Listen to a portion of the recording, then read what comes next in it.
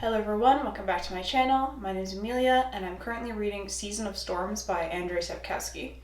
So the plan for today is to go ahead and set up my April reading journal and then talk you through the books that I'm planning to read this month. So this month I decided I wanted to do a moth theme because moths are just really beautiful, honestly. Like, they get overshadowed by butterflies, but they are really stunning. And this moth in particular is called the Cecropia moth. And according to the US National Park Service, it's actually the biggest moth, biggest native moth in North America.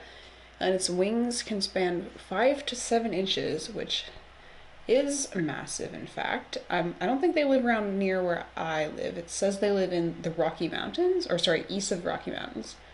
Okay, yeah, I've never seen one of those before. It's also got a really funky looking caterpillar. Like, it kind of looks like a bacteria or a virus because it's got little like pointy things coming off of it.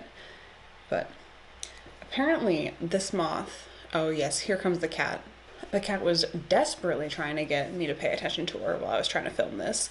And I can include some clips of, here's what was going on behind me as I was trying to continue filming. She was just causing a ruckus, desperate for some attention. But anyway, back to the moth. This moth actually has only a 1-year life cycle. I don't know if that's like typical for moths or not, but apparently 10 months out of that year lifespan are spent in its cocoon. So it really only gets to live for a tiny bit of time. So they are like born in the spring and they spend the summer being caterpillars, doing caterpillar things, eating food, molting, and then in the fall they build themselves into their little cocoons and they spend all winter hanging out in there, hibernating or whatever you would want to call it. And then in the spring they are born or emerge. And this is actually the moth, I've heard about this kind of moth before. I didn't know it was this moth, where like they don't have like a digestive system or anything and they don't eat. They just are born and they have a couple weeks to find a mate and reproduce, and then they just die. So their whole life's purpose is get laid or die trying, but they're gonna die anyway. So yeah, it's kind of maybe a little bit morbid, I don't know, but it's also kind of interesting because they're just like such like a fleeting beauty. But yeah, anyway, I realized I failed to talk about what I've been doing at all. So usually when I draw things for like my journal or just kind of in general, I would start with like the black outlines and then fill things in. But this time I decided to go the other way around because I wasn't sure that I wasn't sure how much outlining I actually wanted to do, if I was going to do any or if I was just going to do some. So I decided to start with the coloring in, and then I could see how it looked without any lines and decide to like add in a few here and there just to augment it. So yeah, I'm using mostly Crayola markers, actually I think entirely Crayola markers. I'm using a combination of the Colors of the World ones with like the wider tips and then just the regular Crayola super tips, and they worked really great for this. I definitely recommend them if you're looking to get into journaling because they are a cheap way to get a lot of colors, as I think I might have mentioned that previously. Oh, comes the cat again. Yeah, as I mentioned, she pretty much did not leave me alone for the entirety of this. It doesn't help that my partner was like working, so he had his door closed, and anytime he closes his door, the cat just like becomes very upset. Nobody is allowed to close a door in her house. She makes the rules here.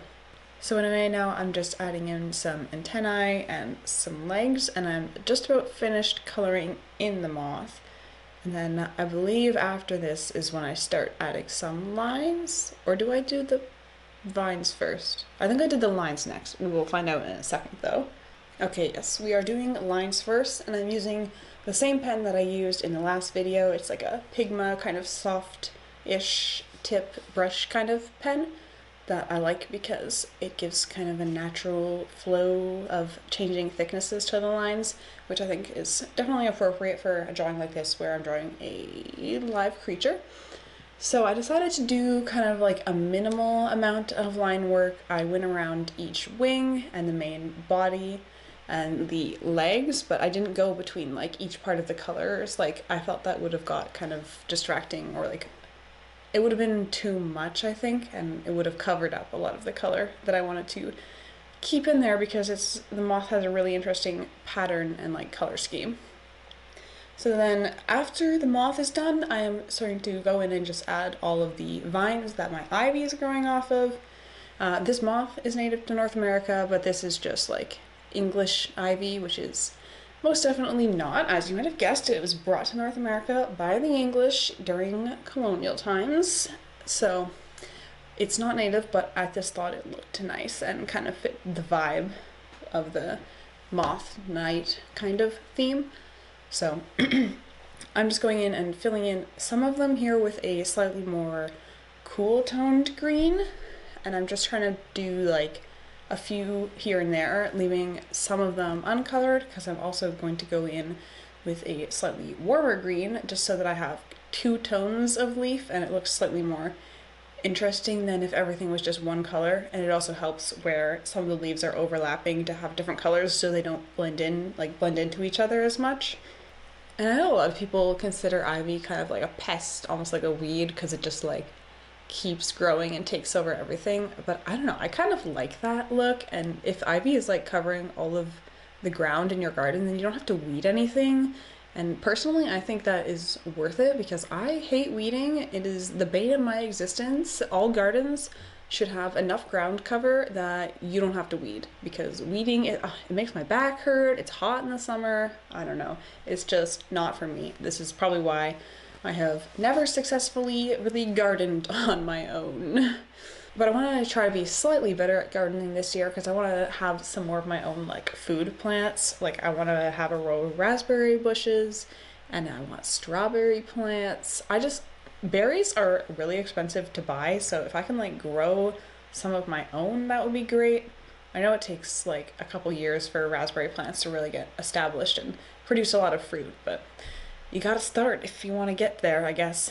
And for strawberries, my mom has quite a big strawberry patch, so I can steal some of the little runners that come out from there and start establishing my own plants. But yeah, the place we're at right now has quite a bit of pre-established gardenage that I'm gonna have to try to look after, or at least help my partner look after. But yeah, so I am done drawing the moth now, and I was just checking my previous spreads for the like dimensions of my pages red graph thing. And before I do that, I'm just gonna go in and add some tea stained paper because I feel like the page kind of needed a little something else. It feels like a little bland, just like the moth there. Well, maybe not bland, but the moth felt like lonely. It needed some other stuff, you know? And for this tea stained paper, if you are interested in making some for yourself, I just followed the tutorial by Plant-Based Bride here on YouTube. She does mostly bullet journal content, but also some like reading journal stuff similar to this, and a few book videos, but mostly bullet journal. So if you're interested in that, go check her out. But yeah, that's who I got the tutorial for this tea stained paper from.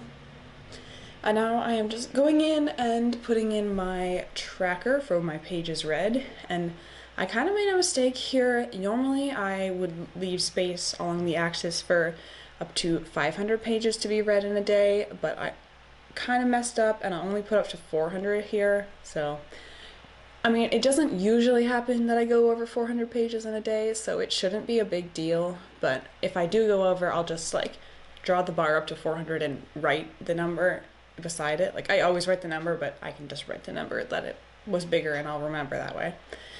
But anyway, I'm just adding in a title now. It didn't quite go as planned. I don't think this was the right marker for the title, but anyway, it is what it is now. And then I'm just adding in some little like kind of star slash sparkle sort of shapes here, all with the same marker. It has quickly become my favorite. I think you might have just seen some kitty paws there, but yeah. And then the last thing I'm going to add is a little moon, and then I am done with this setup.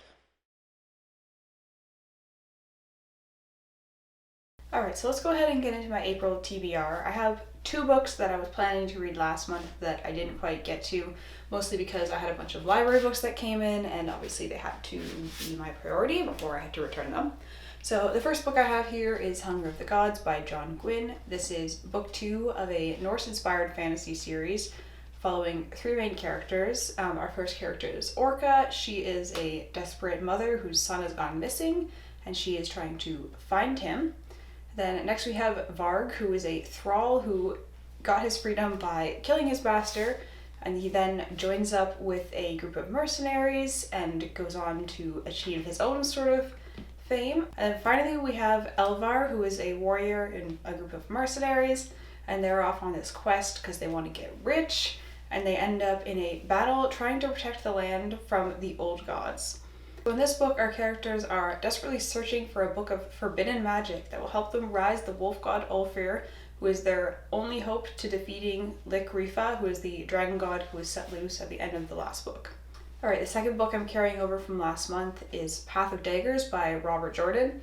So Wheel of Time is kind of like the fantasy epic, and it follows a group of main characters centering around Rand al'Thor, who is the Dragon Reborn, and it's like a classic tale of good versus evil, and we have the prophesized one who needs to save the day. So this book is about the halfway point in the series, and like a quick recap of what everyone's up to. Rand is kind of working on building his army and fighting the Forsaken. Egwene is mostly dealing with Aes Sedai politics. And then Nynaeve and Elaine are trying to get rid of the heat wave that the Dark One has caused. And then finally the Seanchan are back to ruin everybody's day, as they do. Alright, so for the new books that are on my TBR this month, the first one is Black Wolves by Kate Elliott.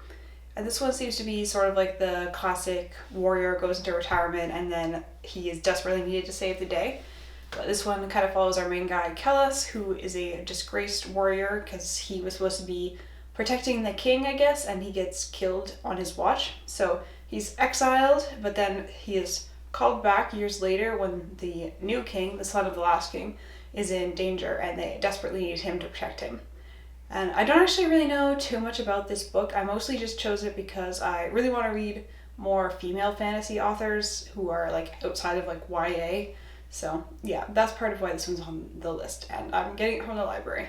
Okay, the next book I have, I'm also waiting for from the library still, but is The Obelisk Gate by N.K. Jemisin, and this is the second book in the Broken Earth trilogy. I finished the last one last month, and I liked it. I didn't love it, but like I liked it enough that I want to continue the series and find out what happens next. So Obelisk Gate seems to pick up where we left off in 5th season, following our main character Isun, who is a magic wielder. She can kind of like call on the Earth's power to do like a variety of things, including like call up or suppress earthquakes. So in the last book, there was a start of a new 5th season, which is essentially where there's like an earthquake and the sky fills with ash and everything dies because they're kind of trapped in like a winter.